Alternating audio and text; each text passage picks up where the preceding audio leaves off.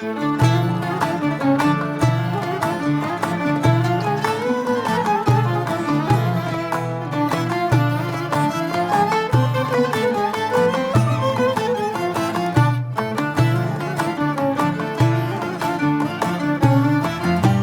φωτιές. Θυμάστε σούβλες. Μαζέψτε την παρέα σας.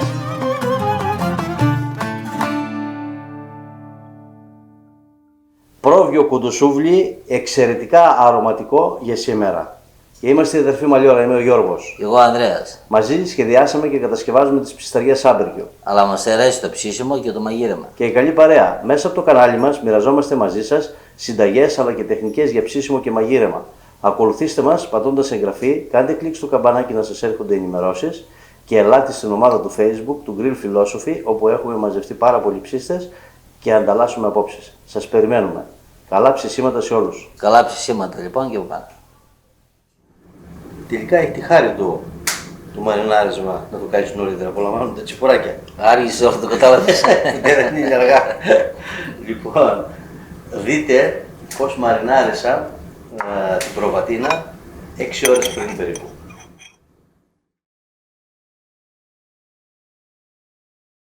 Είμαστε μερικές ώρες πριν από το ψήσιμο, περίπου 6 ώρες πριν το ψήσιμο, για να δώσουμε χρόνο δηλαδή στη μαρινάδα μας να δουλέψει και να δώσει τα αρώματα.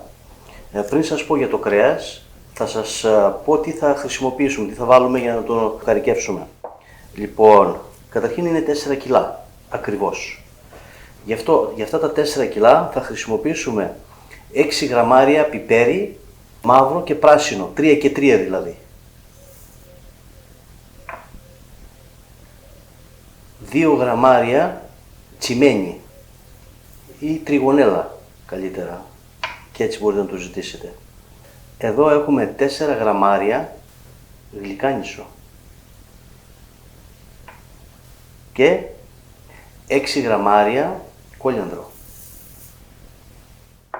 Αυτά θα τα χτυπήσουμε όλα μαζί στο γουδί, να γίνουν σκόνη και να βγάλουν όλα τους τα αρώματα.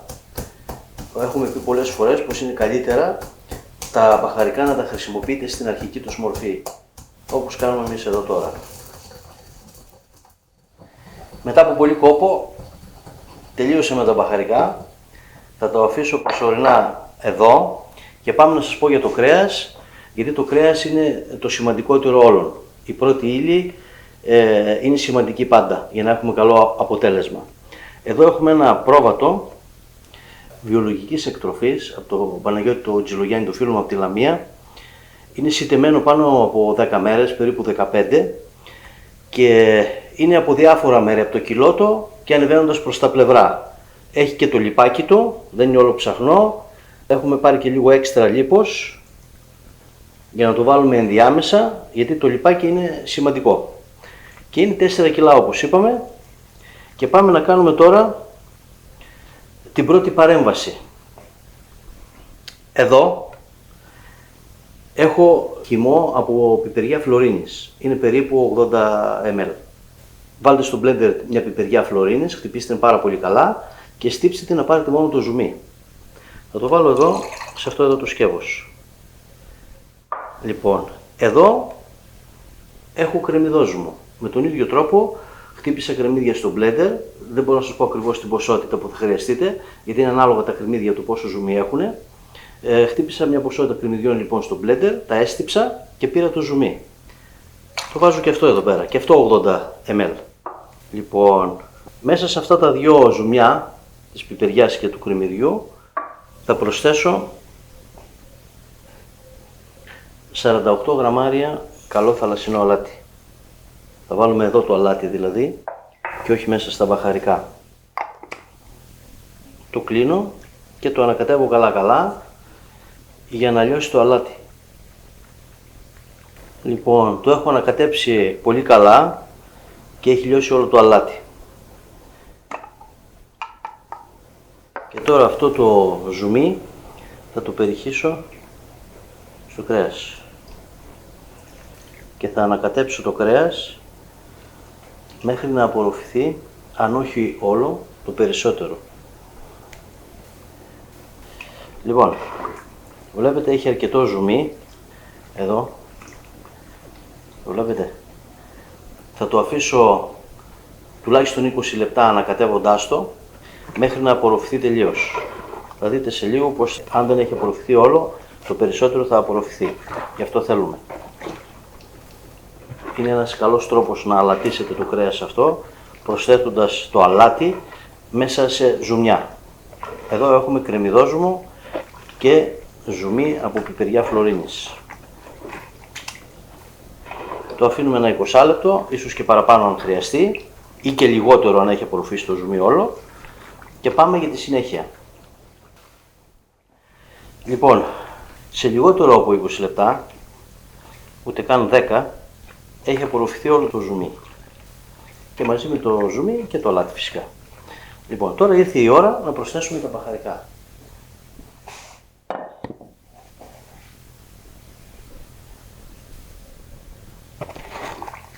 Προσθέτουμε και ανακατεύουμε.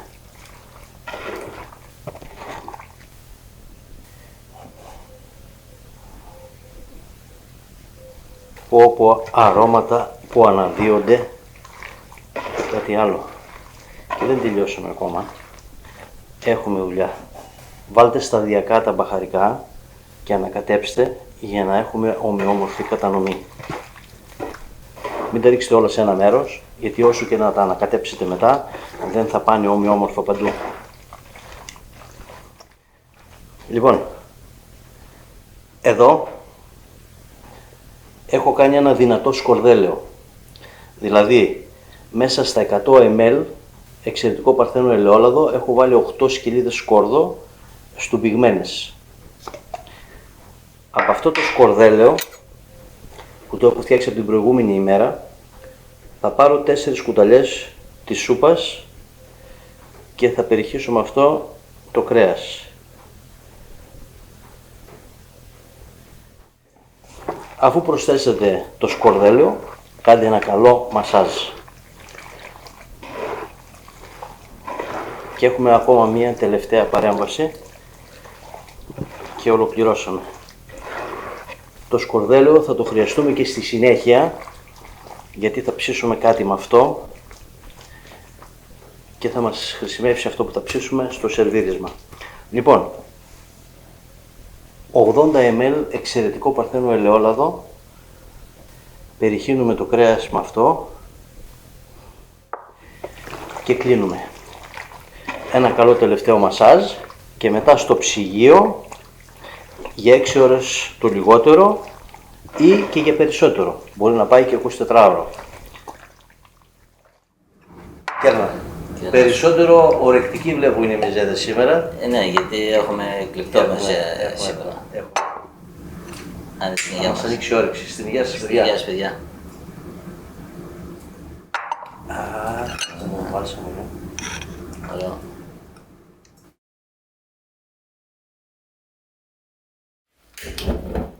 Ανάψαμε τα κάρβουνα με προσανάματα που βάλαμε στην κορυφή, γιατί τα κάρβουνα ανάβουν ανάποδα από πάνω προς τα κάτω, εύκολα, γρήγορα και χωρίς καπνό.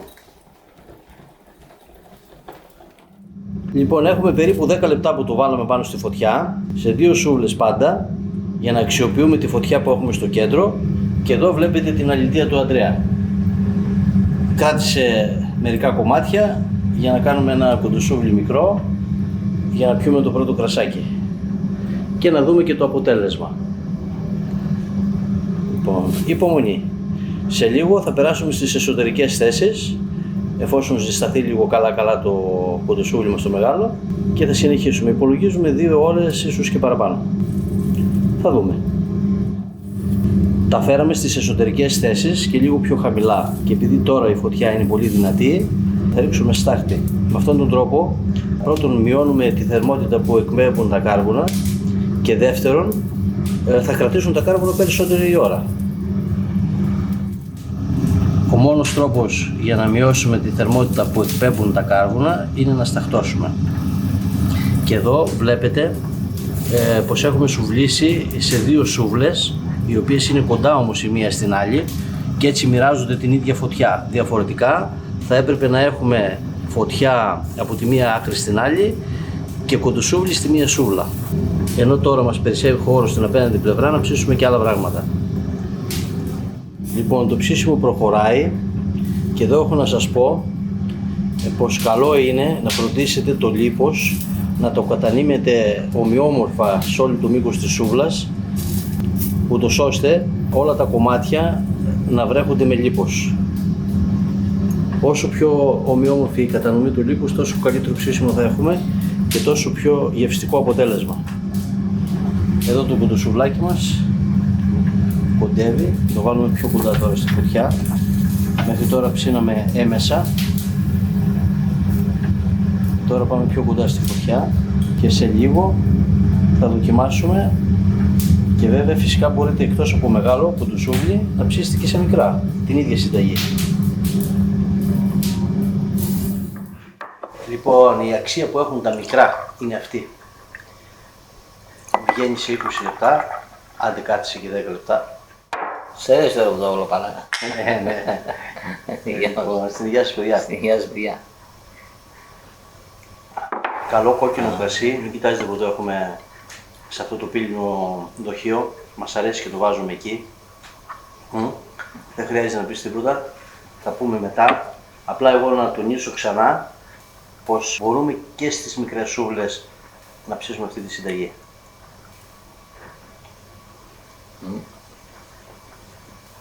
Ιδιαίτερα αρωματικό.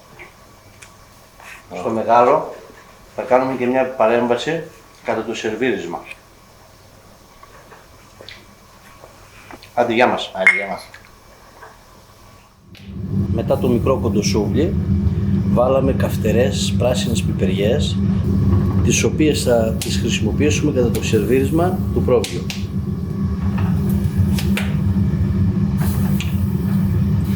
Εδώ σιγά σιγά σε αυτή τη λίγη φωτιά θα ψήσουμε διαδοχικά καυτερές πράσινες πιπεριές, πιπεριές φλουρίνης κόκκινες και ντομάτες ψητές.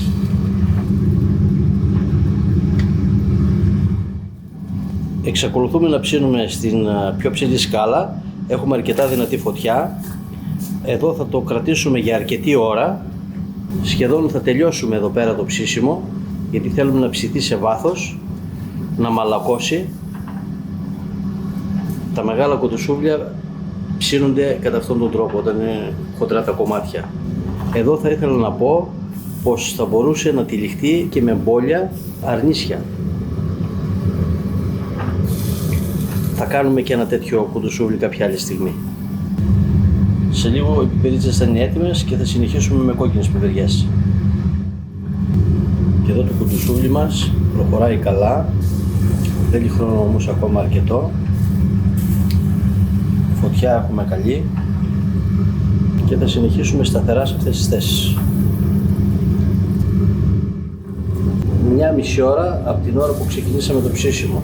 Θα χρειαστεί σίγουρα πάνω από 2 ώρες που είπαμε αρχικά. Ο έλεγχος της φωτιάς είναι πάρα πολύ σημαντικός.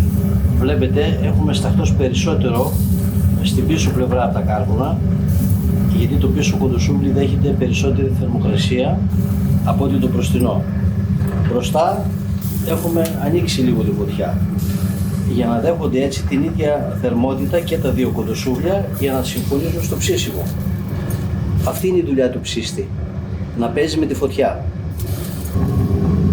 Μάθετε να διαχειρίζεστε τη φωτιά.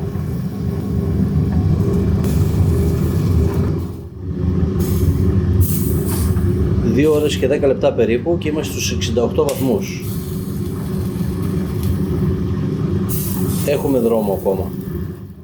2 ώρες και 3 τέταρτα και τώρα θα κατεβούμε πιο χαμηλά, γιατί έχει πέσει και λίγο η φωτιά, αλλά τώρα χρειαζόμαστε και δυνατή φωτιά επίσης. Θα ψήσουμε από εδώ και πέρα σε δυνατή φωτιά και σε λίγο θα ανοίξουμε και τη θράκα να δυναμώσουμε κι άλλο τη φωτιά.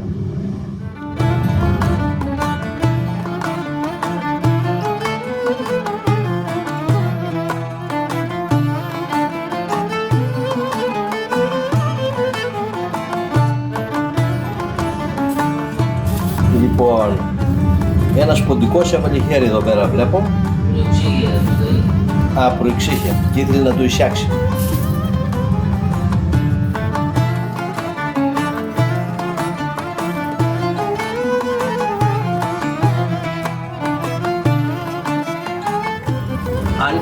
φωτιά για να δυναμώσει. Τώρα ψήνουμε για 1/4 με 20 λεπτά ακόμα σε δυνατή φωτιά και μετά θα το βγάλουμε. Η εσωτερική θερμοκρασία είναι περίπου στους 75 βαθμούς αυτή τη στιγμή. Είναι έτοιμα. Τα βγάζουμε, τα αφήνουμε τουλάχιστον ένα τεταρτάκι να ξεκουραστούν και δείτε το σερβίρισμα. Ανοίξαμε μπακέτες στη μέση, βάλαμε σκορδέλιο από αυτό που είχε περισσέψει, που κάναμε το δυνατό, τις ψήνουμε ελαφριά μαζί με ντοματούλες από εδώ και θα δείτε πώς θα το σερβίρουμε. Όση ώρα το κοτοσούβλι μας θα αναπαύεται εκεί πέρα και θα κρυώνει, ετοιμάζουμε τις μπακέτες. Είμαστε έτοιμοι, κρύωσε. Επιτέλους. Για να δούμε. Έχουμε ψήσει ψωμάκι πάνω στη τράκα και ντοματούλες. Το ψωμάκι με άφθονο σκορδέλιο. Δεν μπορεί τούτος εδώ. Θα μου σου πω την αλήθεια, και εμένα μου έπισαν τα σάλια. Απλά θέλω το τεμαχίσου ψηλό. Τι λέει μάγκα? Δεν λέει. Δεν λέει. Εγώ λέω. Λοιπόν, βάλαμε σκορδέλιο και το ψήσαμε. Θα το πήγαινε τώρα εδώ πέρα ρίγανη.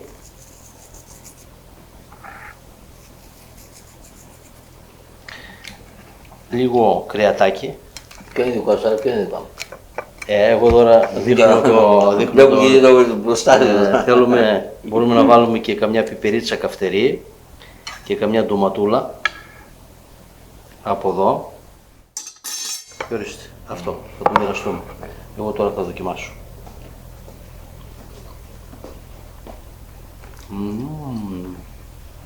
Τέλειο είναι. Εξαιρετικό.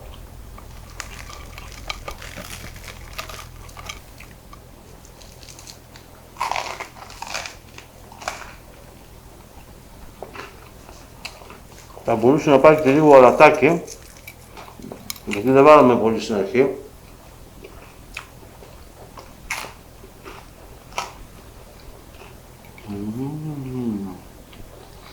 Απίθανα. Η γεύση είναι φοβερή.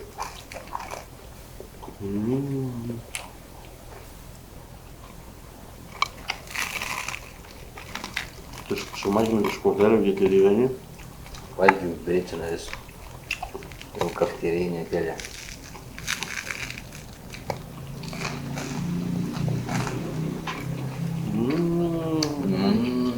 Βάλτε πολύ τη ρίγανη.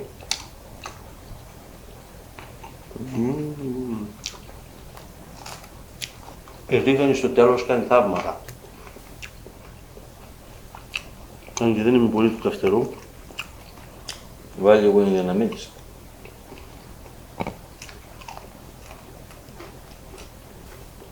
Αν το σηκώνω εγώ πολύ. Εμένα μ' άρεσε αυτό. Πολύ το πάει, Μ' άρεσε αυτό. Πολύ και ρίγανη. Κομματάκι. Τέλεια. Άντε για πλέον.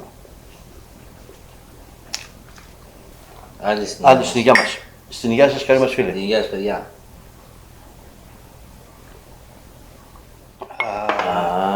Του πάει πάρα πολύ και το καλό κόκκινο κρασί. Καλά ψησίματα σε όλους. Καλά ψησίματα με καλή παρέα.